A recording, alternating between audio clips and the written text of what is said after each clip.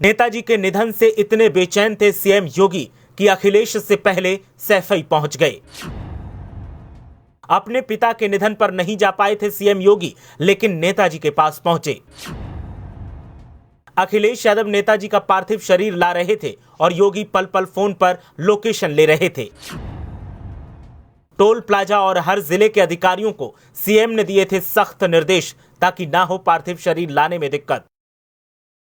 मुलायम सिंह यादव के निधन पर आसमान आंसू बहा रहा है और जिनके साथ में उनके व्यक्तिगत संबंध रहे हैं वो सब बिलख रहे हैं। वैसे तो सीएम योगी आदित्यनाथ और सपा का 36 का आंकड़ा माना जाता है, लेकिन आज जब नेताजी के निधन की खबर मिली तो जितने बेचैन अखिलेश यादव थे उससे कहीं ज्यादा गमगीन खुद सीएम योगी आदित्यनाथ थे। इसका अंदाजा इसी बात से लगाया जा सकता है कि जो सीएम योगी आदित्यनाथ अपने पिता के अंतिम संस्कार में नहीं जा पाए, वो अखिलेश यादव के पहुंचने से पहले सैफई पहुंच गए। अखिलेश यादव दिल्ली से नेताजी का पार्थिव शरीर लेकर सड़क मार्ग से सैफई आ रहे थे और सीएम योगी आदित्यनाथ पल पल की अपडेट ले रहे थे। जिस जिले की सीमा से काफिला निकलता उस जिले का अधिकारी किसी भी तरह की दिक्कत ना हो, इसके लिए सीएम के आदेश पर मुस्तैद मिलता। टोल प्लाजा हो या फिर कोई भी मोड़, हर जगह हर बैरियर को हटा दिया गया था ताकि बिना विलंब के नेताजी का पार्थिव शरीर सैफई तक पहुंच सके।